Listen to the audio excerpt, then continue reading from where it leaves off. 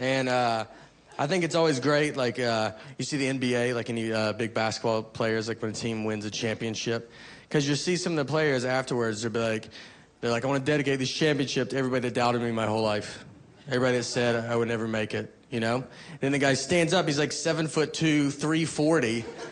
You want to be like, one more question. No one in your life went on a limb and said, I bet you can go far? Nobody? No one thought you were a tree the first 5 years of your life? I thought your parents were your children. That's how big you are.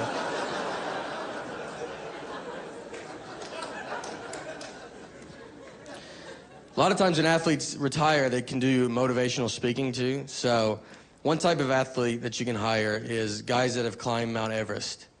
And they go and like talk to like businesses to like motivate them because it's relatable. It's that's like, it's not relatable at all. This guy climbed Mount Everest and he's going to try to talk to people that are trying to park as close as they can to the building. And it's like, this is the guy. This guy's going to really get us moving. What he does is he asks everybody, he wants to know, he's like, what's your Mount Everest? Like, what's your toughest thing in life? And before you answer, just remember, his is Mount Everest. So it better be pretty good, you know?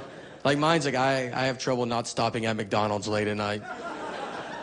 That's how embarrassing. I would be like, you know, they're open, I don't know how long you're on the mountain, but now they're open 24 hours. Drink too, which doesn't like, you know, that doesn't help me and that guy drink. We have pretty big problems, and it's just us two. It's, I don't know. I've had signs that I should quit drinking. One was, I did a show, it was 3 hours outside of Phoenix, Arizona.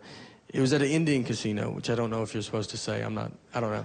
It's not, I don't know. It was like, I don't know what you're supposed to say. It was a casino. There was like crazy amount of Indians there. And so I go, I drive. It's this 3-hour drive to the middle of nowhere. I get there. I do the show. Then I was like, I'm going to go to bed. You know, I had to get up at 7 a.m. just be a normal person. Then I meet this cool Indian dude, and we drink till 5 a.m. So then I have to get up, I sleep 2 hours, get up, I'm walking outside with my roller back. It's like 190 degrees. I'm just questioning everything I've ever done in my life. I'm like, what are you doing, dude? And I look up and there's a wolf. A real wolf. Just in front of my car, just staring at me. Like, and I'm just looking at this wolf. I'm like, why is this wolf? And I'm like looking around because I'm expecting like some guy to be like, sorry, my wolf got loose. And but there's no guy. It's just me and this wolf. And he's just staring at me, and I don't know how to make a wolf leave. You know, you're like, get out of here, wolf. Like, I don't know what, like. So I'm just staring, and I'm like looking at him. He's like looking right at me. I said, why is he not leaving? Then I just was like, wait, is that Indian dude I was drinking with last night? Is he a wolf?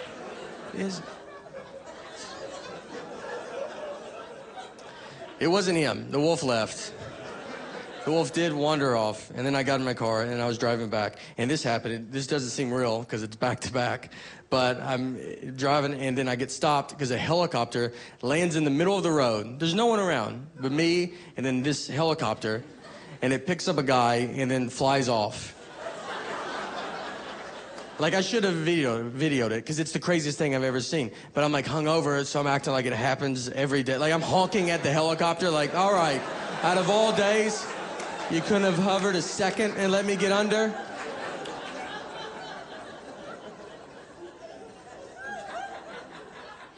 The other one I had was I got real drunk and then locked myself out of my hotel room completely naked. Yeah, I've done that in my 2-year-old daughter's lifetime. So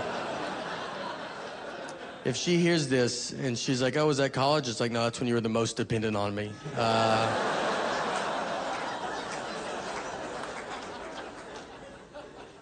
Here's what, look, I don't know. I was sleeping naked. You just sleep naked when you're drunk. I don't do it normal. I think it's gross. But that day I was like, we should try that. Let's see what that's about. And then I remember, I was like, I gotta put the do not disturb sign on. So I walk and I open the door. Do not disturb sign, you can crack the door and it would fit outside. but acting like I was like moving a couch outside. And I was like opening it with my body. And then I step outside and I heard the door shut, which was the most sobering noise I've ever heard in my entire life. I was like, this is not good at all, you know? Like, you're way too far. I'm holding this do not disturb sign, which is pointless. It's like I just walked out to be like a real do not disturb sign, just for the hallway. I was like, don't come down here. We're not ready.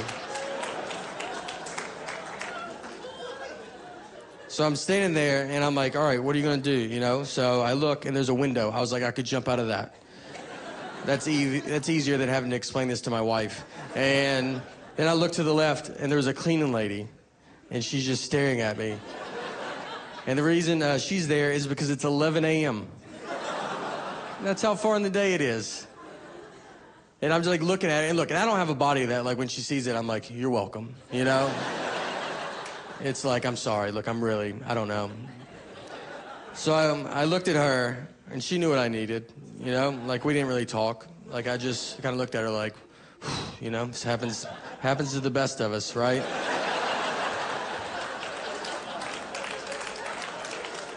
And she looked at me like, it does not happen. She just let me back in my room. When I told my comic buddies, they tried to make me feel better. They're like, I wouldn't even worry about it. I bet she sees stuff like that all the time. And I was like, I bet I'm in her top 3. She might walk in on people naked, but no one ever charges at her naked and then needs her help, you know? Someone might run by her and laugh. No one goes up to her like, look, you're the most important person in my life right now. And I need you to be on board with all of this, all right? Don't ask questions.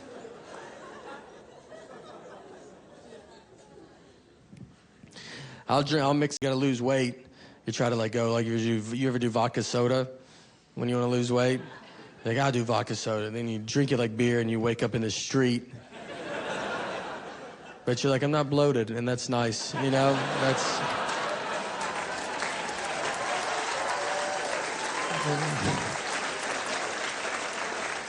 It feels so good, just a little, you're finding any little thing.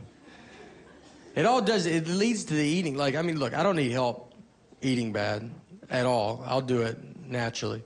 And drinking just makes it, the decision that much easier. I'm a big, like, I do all chain stuff. I like my restaurants to be doing good everywhere in the country. I just want to go, you know, wherever I go in the world. I've eaten McDonald's in Dubai. Because I'm like, well, let's see what they're doing, you know? Like, what's their McDonald's like? It's a little different. And Applebee's, I'm a big fan of Applebee's, you know? I was really just whatever. If I eat somewhere that's not Applebee's, I will only eat what Applebee's would serve. Like, if Applebee's is not on board with it, I'm not going to be, you know? Organic is big. Everyone wants to eat organic, but it's weird. I don't even know what it is. I'm just like, I don't want to eat this. And, you know, I go in, like, you order it, then I'm just like, can I have all your ketchup? I think I want to eat all of it. And they're like, yeah, we make our own ketchup. They're like, of course you do. Well, I'm going to leave now, because, you know, let Heinz do it. They're doing so good at ketchup. Like, why?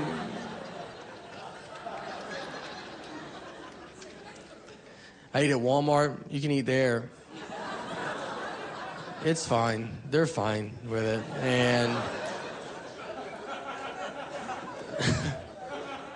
Walmart's great. They're always open. No one likes, you know, no one likes Walmart, but they're always open. That's why they're great. There was a fire at a Walmart, and they did not shut down. They remained open during the fire. Like, some people didn't even know there was a fire. Other people thought they were just selling fire. Like, that's not that crazy of a thing. I'm a Walmart guy. I think I'm in the middle, you know? I'm not Kmart. I'm not Target, you know? I'm not old money. I don't think I'm better than everybody. I'm just right in the middle. You ever go to Kmart? Like, Kmart doesn't even look open when you go in there.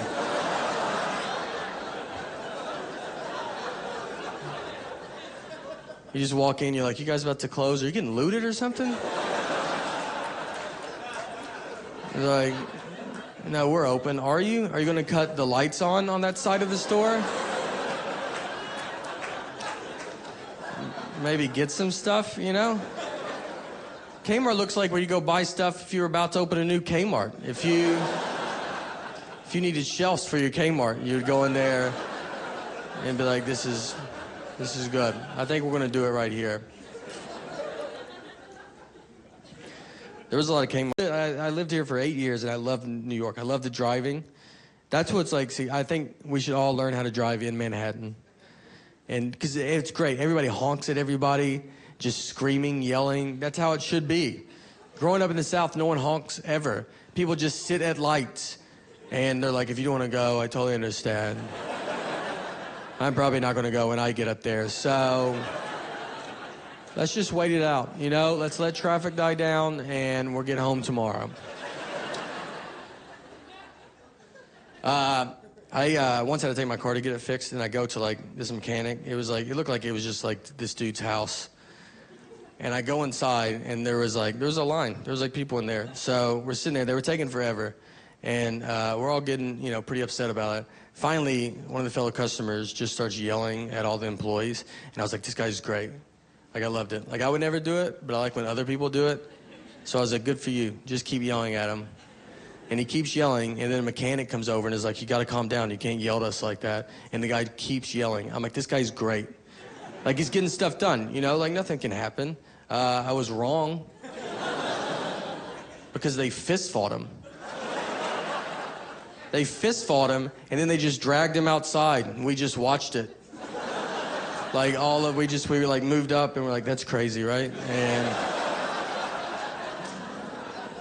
just like, I guess that's what goes on here. Like, that's an employee handbook.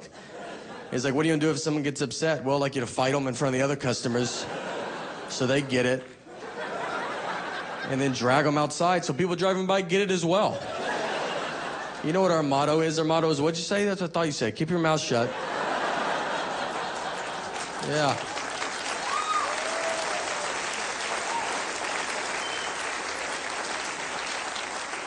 You know what? I tweeted about it when it happened, like afterwards, I thought it was funny. And they found me. That's how crazy they were. They found it on Twitter, and they were like, hey, could you follow us so we can send you a message? I was like, how about I got the message, all right? I got it. I'll delete the tweet, don't worry about it. They were crazy. I love the craziness of, like, New York. Homeless people